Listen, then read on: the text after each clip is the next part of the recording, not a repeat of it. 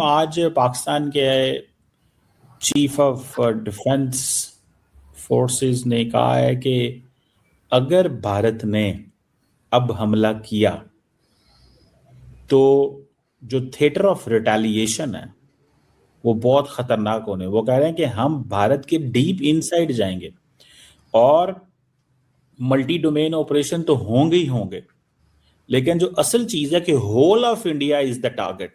पाकिस्तान के आतंकी गठजोड़ के पोल खुल रही है। ऑपरेशन सिंदूर पर आतंकी संगठन जैश का कबूलनामा सामने आया है। जैश ने लिखा वो रात बड़ी अजीब थी, आसमान से आग बरस रही थी। पोस्ट में बहावलपुर में जैश के हेडक्वार्टर समेत 3 बड़े मरकजों के ध्वस्त किए जाने का जिक्र भी किया है। 1 साल मुकम्मल होने के बाद हमें इस सवाल पे भी गौर करना चाहिए कि क्या अब पाकिस्तान और भारत के दरमियान दोबारा कभी जंग होगी या नहीं होगी। Should be careful.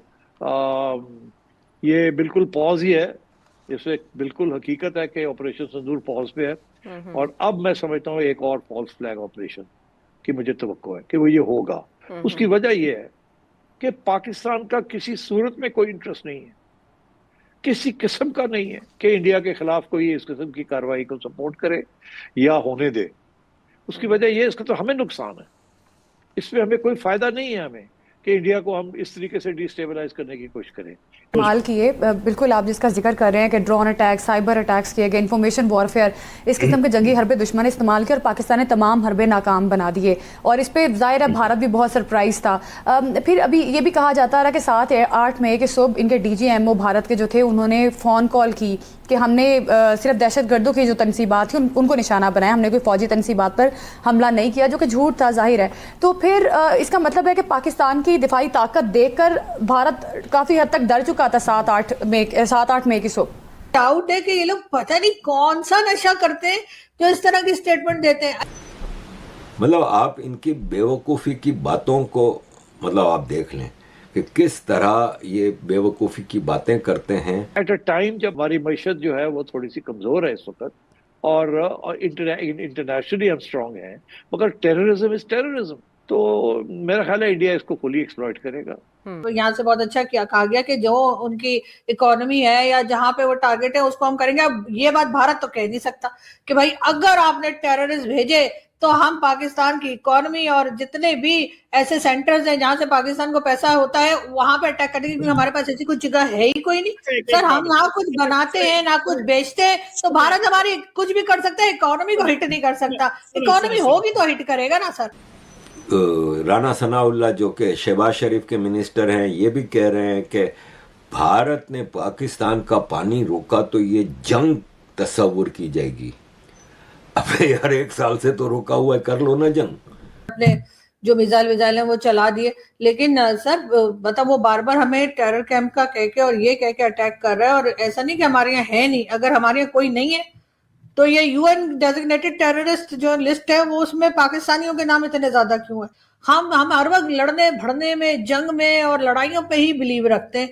कभी हमने गज़वा हिंद करनी है तो कभी हमने क्या करना है, और कभी हम ये बताते रहते हैं कि जी वो देखो जी वो कौन था वो जिसने आके 17 बार जो है वो मंदिर के ऊपर अटैक किया, और हम ये नहीं बता रहे कि 16 बार मार खा के गया था, 17वीं बार फिर आ गया।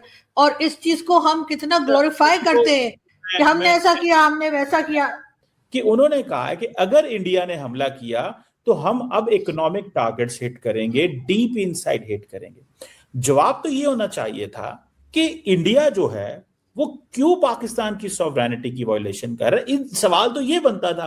और सर उसके बाद जो हमारे डेजिग्नेटेड टेररिस्ट है, चाहे वो हाफिज सईद हो, मसूद अजहर हो या कोई भी दूसरे हो, सर हम तो उनकी बहुत रिस्पेक्ट करते हैं, हम तो उन्हें जेल में भी नहीं डालते। इमरान खान को जेल में डाल देते हैं जो प्राइम मिनिस्टर है, लेकिन हाफिज सईद जेल में नहीं जाता, उसको हाउस अरेस्ट करके रखा है, बाहर हर तरह की सिक्योरिटी घर के अंदर सारी। ये कि अगर हम खुद अपने यहाँ पे बैठकर और जो लोग ही जाने लेते हैं टेररिस्ट, अगर हम उन्हें सपोर्ट करेंगे तो सर दुनिया फिर हमें यही कुछ बोलेगी जो इस वक्त बोल रही है। अच्छा चले, वो कोई फर्क नहीं पड़ता कौन क्या बोलता है। ठीक हाँ, है। ये तो आज है। सारी दुनिया पाकिस्तान को फोन कर रही है, शुक्रिया अदा कर रही है, क्या क्या नहीं कर रही। आज सारी दुनिया में कोई दूसरा मुल्क नहीं है जिसने अदर देन इंडिया पाकिस्तान को कहा हो कि वो स्पॉन्सर टेररिज्म। इंडिया का क्या है, वो तो हमारा आर्क राइवल है। उनकी बात को तो वो जारी बात है दुनिया और पैराए में बदल दी। स्वाय आपके तो दुनिया आप ही सीरियस लेती है, दुनिया तो कोई नहीं सीरियस लेती। आप ही सारी बात उनकी as it is copy ditto copy. तो सर अगर सिर्फ हिंदुस्तान ही कहता है कि हमारी कंट्री से टेररिज्म होती है, तो सर ये डेजिग्नेटेड टेररिस्ट ये तो यूएन ने रखे, यूएन कोई भारत का तो नहीं है। यूएन, मेरी बात सुने, जो यूएन ने किया। और सर एफएटीएफ में भी हम जाते हैं, भारत नहीं जाता सर। हम 4 बार एफएटीएफ में जा चुके हैं। एफएटीएफ में तो यूएई भी गया हुआ है। इससे सर एफएटीएफ में सर वो तो मनी लॉन्ड्रिंग में गया होगा ना सर। हमारे तो 10 लफड़े हैं सर, हम तो बहुत चीजों में। यूएई बहुत अच्छा मुल्क है दुनिया का, एफएटीएफ के अंदर है, उसकी क्या लॉजिक है? सो सर ये अच्छा एफएटीएफ का कोई इशू नहीं सर कोई फर्क नहीं पड़ता एफएटीएफ में जाने से आपके ख्याल से? एफएटीएफ पॉलिटिकल टूल इस्तेमाल होता है, आपको पता होना चाहिए इस चीज का। तो 4 बार एफएटीएफ में गए तो सर अब फिर हम निकलने की क्यों कोशिश? सर हमें तो ग्रे से ब्लैक लिस्ट में डालने वाले थे। जब हमारे दोस्तों को, और इसीलिए सर उसी जमाने में अगर आप चेक करें, ज्यादा पुराना जमाना नहीं सर, उसी वक्त उन्होंने ये हाफिज सईद को हाउस अरेस्ट कर दिया था एफएटीएफ वालों को दिखाने के लिए कि हम टेररिज्म पे काम कर रहे हैं, और तभी हम ग्रे लिस्ट से बाहर आए। मुझे तो सर बात ये कि सर पाकिस्तान की हालत तो खराब है ना सर, मेरे कहने से मेरी बात नहीं है सर। पाकिस्तान में देखिए ना, अगर ये किसको अच्छा लगता है, किसी भी पाकिस्तानी को जो पाकिस्तान में रहता है उसको बिल्कुल अच्छा नहीं लगेगा कि उसका प्राइम मिनिस्टर कभी चाइना से पैसा मांग रहा है, कभी यूएई से पैसा मांग रहा है, कभी किसी से। सर सिर्फ इतना है सर, जो आम भिखारी होते हैं ना सर, वो कटोरा लेके नजर आते हैं सर। ये कोट और टाई वाले भिखारी जो है ना, इनको भी रोकना होगा। सर जंगों का क्या है सर, हम तो सारी जंगें भारत से जीतते आ रहे हैं सर।